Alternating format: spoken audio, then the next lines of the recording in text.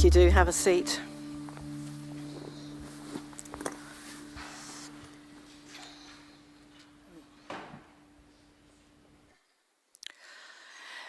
You know, today can be a difficult day for some people, particularly if we've lost our mums. We wanted to be a mum, but it's not happened, or we've lost a child. And before we start, I just want to acknowledge that. And that second song that Ali introduced today, I think just reminds us that no matter what our situation is, who we are loved by God, we are his child.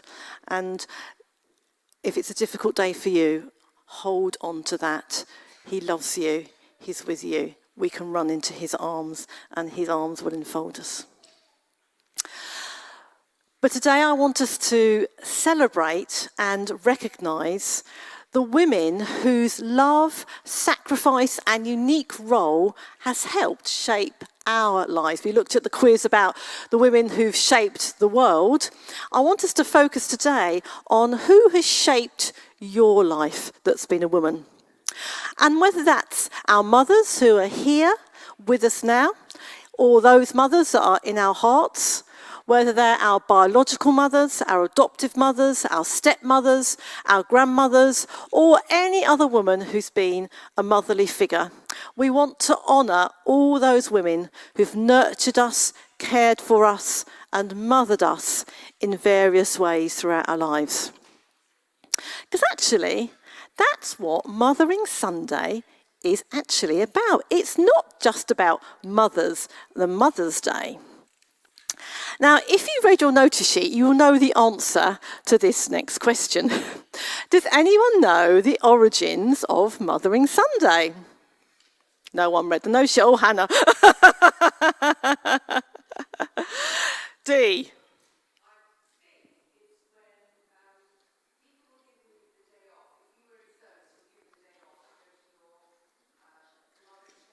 Absolutely. That was hundreds and hundreds of years ago when most women or most people were in service. They didn't have any time off at all, but they were given this day off to go back to their mother church and in a way just use it to say thank you, to see all their family, to say thank you for all they've done. And that wouldn't be about their mothers, although perhaps their mother might have been there. It was about their church, and their church would have been their community, their support network, who had supported them and enabled them to grow up and be the person that they were going to become. So absolutely. But then it all changed. In 1914, in America, Mother's Day was introduced to recognise the importance of mothers and to celebrate particularly mothers and all that they did for us. And of course, as with most things, what happened in America came over to England, and the Mothering Sunday type of celebration that we had has gradually been eaten away, and it's been focusing much more on mothers. But perhaps now we're perhaps looking more at not just mothers, but women. So today I want us in a way to do both. I want us to celebrate our mums, but also significant women in our lives, to thank God for them. Let me just change my page. And also we want to encourage us to follow in their example. How can we be like those people that have inspired us? What I'd like to do then is for you to think about a woman who has cared or helped you to become the person that you are today. Now, it might be your mum, it might have been some other lady, it might have been a teacher, it might have been an aunt, it might have been a grandmother, a neighbour, a relative, a coach, or a friend. Have a think about that person and hold that thought. Now, I have a bit like Blue Peter, if anyone remembers Blue Peter, prepared some earlier and asked 5 people to come and share a woman that has inspired them. So if Julia, Graham, Zara, Maddie and Olivia could come up, that would be great. And they're going to share someone, a lady who has inspired them. Julia, come up. You're the first one here, so you come and share, Julia. Hi, I shall keep this short. So I grew up in a very female-orientated world. I'm one of 4 girls. Obviously, there's my mum. And I went to an all-girls school and was taught by some fabulous female teachers. But one person I really want to focus on this morning was a lady called Janet, who Chrissy will remember, who still goes to Hilton Borough Church, and she helped out at the Sunday school. And when I was 14, there's a bit of a story, as in everything I do. It will be short, I promise, Chris. When I was 14, it was deemed that 14-year-olds were perfectly suitable to sit in church and listen to a sermon in the Church of England church that I went to. And I thought, I'm not going to do that. My tolerance for long, boring Church of England services is about as much as it is today. So I thought, right, I'll help out with Sunday school. So I approached the Sunday school, and Janet was allocated my leader that I was going to help. She was an amazing woman. She came round to my house every week. She gave me the impression that I helped plan for the service, for the children's work. She gave me jobs to do. She nurtured, she cared, she loved it. She praised me, she gave me more and more to do. I stayed there for, years, helping Janet with the children's work. And I've been children things ever since. I've done Sunday school myself, I've been a nurse, I've been a midwife. I'm still in early years doing children, crawling around on the floor. I love it, but just to say that she nurtured me, which means that I can help and nurture others. Thank you. Olivia, would you like to share? My nan. So let me just kneel down. I'm about to fall all over. My nan. Your nan, and what was good about your nan? She was there when I was born, and she looks after me. Lovely. And so she's inspired you and encourages you. Yeah. Is there one thing you could say is great about her? Is there something that was special about her? She's kind. She's kind, lovely. Oh, thank you, Olivia. Maddie? My nan, because she is very good at cooking and she helps me to learn how to cook. Lovely. So your nan, so both nans. So nans are very important. Thank you. Zara, I won't kneel to you. So I'm part of CCF, it's like cadets, and someone who really inspired me is, so you have like a major who's like the head of your contingent. So we had someone called Major Reynolds. She was, she was just so inspiring. She started the Twig CCF from the ground up. We used to just be joined with Skinners, she just kind of built it all from the ground up. It started with like 12 people, 12 girls, and now it's like almost 200 people in our contingent, and we've like the best in the country. Yeah, she's amazing. She just kind of makes you think you can do anything. She's, so cool. Thank you, Zara. And Graham? I've cheated a little bit. So you asked for a person, but I'm actually going to mention three people. Yeah, but I'll be quick. First is my mother, who I was lucky enough to have a very loving mother. Who has a real passion for family and entertaining and hospitality, and I've got very fond memories of childhood with family times together in our house, and she always made time for that. So a big gift of hospitality. Another lady her name was Christine, and I met her through Hilton Borough Church. And she gave her house to one of the youth groups, or lent her house to one of the youth groups for the evening that they met. And that's around the time that I met Julia as well. So lots of good memories. But she was a very good hostess as well. She always made tray bakes and whatnot for the youth group who came round. And she always made time, and she always had time to listen. She would always listen to people and make time and to pray. And the third lady, her name was Gillian, and she was also from another youth group in Hilton Borough Church. And she actually suffered quite a lot from migraines, very uncomfortable. But despite that, she saw. You wouldn't know, and on a day-to-day conversation with her, you wouldn't have known that she was suffering. She made time for people, and she listened. She always listened, and again, very prayerful, and a great gift of hospitality. So a bit of a common theme there. Thank you. Thank you very much. I think I deserve a round of applause. Don't you? Thank you.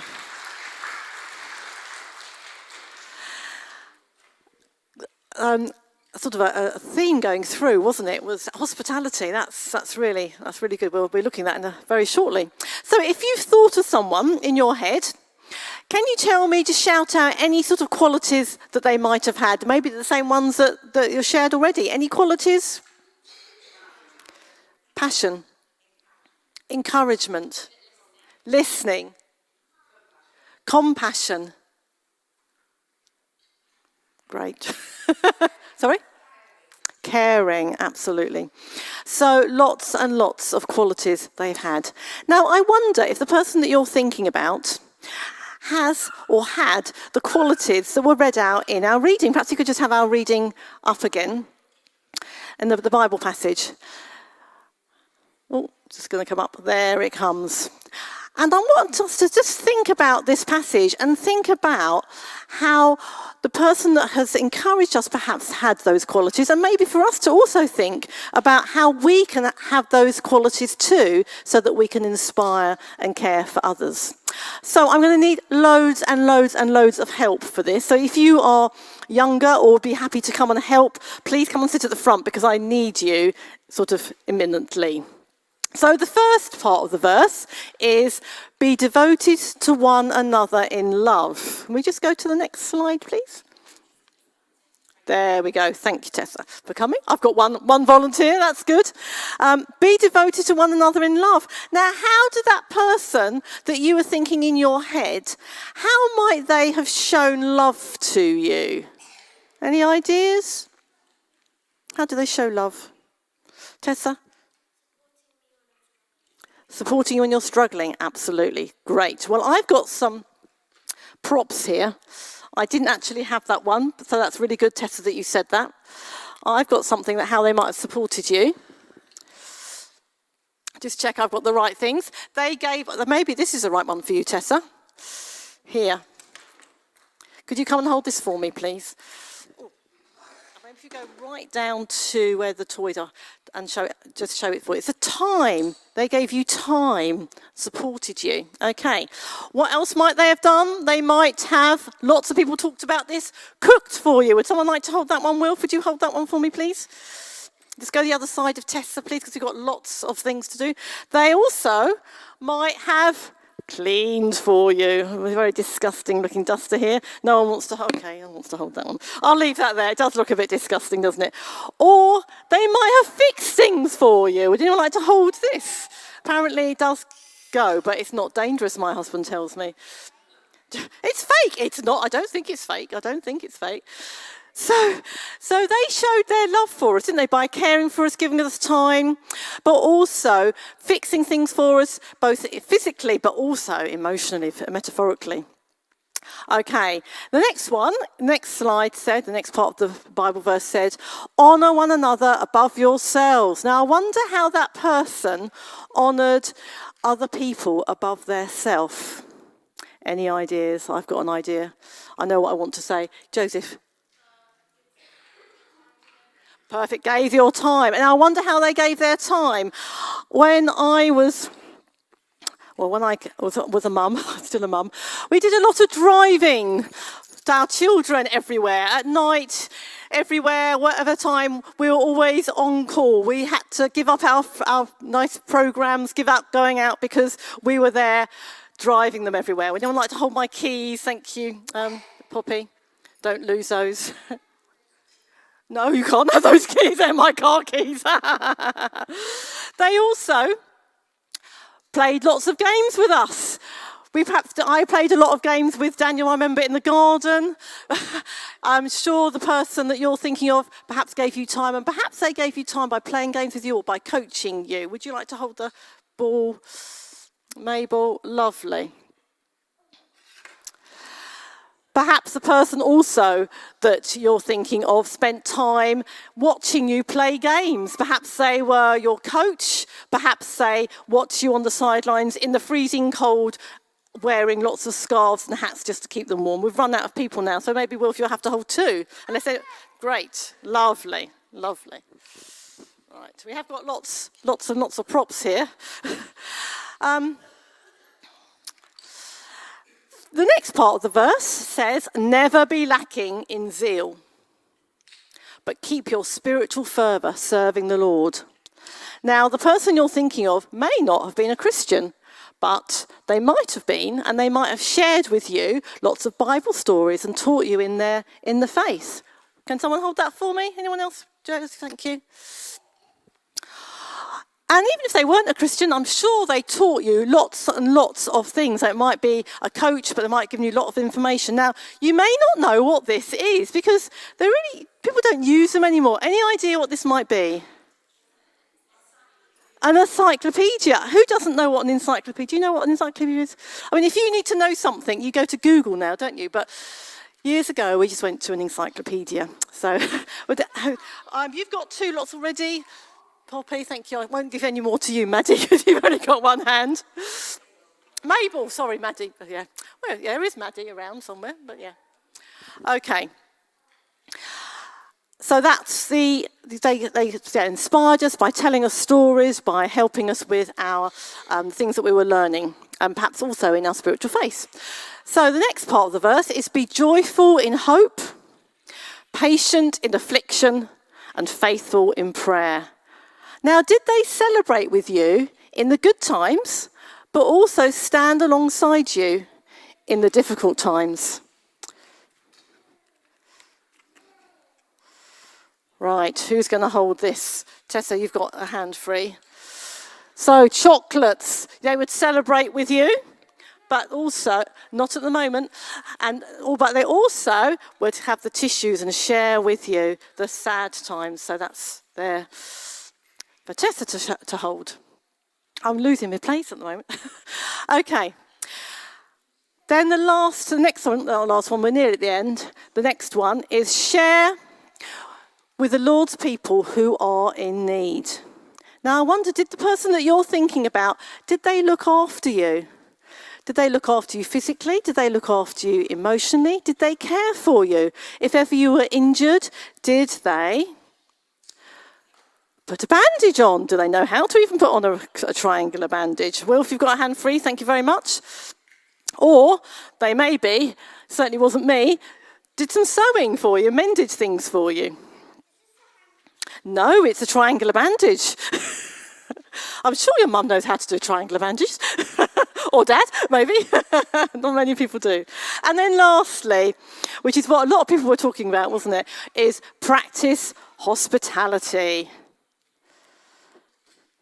Oh, we had the first aid kit as well. That was going with the looking after you. Right. Has anyone got a hand free? One for Poppy. Can you take that one? One for Joseph. Okay, so did they look after you? Did they look after other people? Did they welcome people into their home? Did they care for others? Perhaps that's got cakes in there. They're shaking it around. Yes, did they give? Did they make? People talking about making cakes, looking after them. Now, that's an amazing lot of qualities that person, or that in our reading, that one person could have. I don't think the person that you're thinking of, or maybe they can, had all those qualities. Did they have all those qualities? Maybe they did. Great. Not many people could have all those qualities, but I'm sure the woman that you're thinking of may have had some of those qualities, and through that was enabling you to be supported and nurtured and become the person that you are now. So today, let's not just remember and thank God for our mums and all they do for us or have done for us, but also all those women who've inspired us, who've enabled us to be the people we are now and have been an example to us. And let's think how we can follow in their footsteps. How can we care for others? How can we enable and inspire other people to reach their full potential? Because God can use all of us, no matter what age we are. God can use all of us. Thank you. Now Jill's going to lead us in our prayers.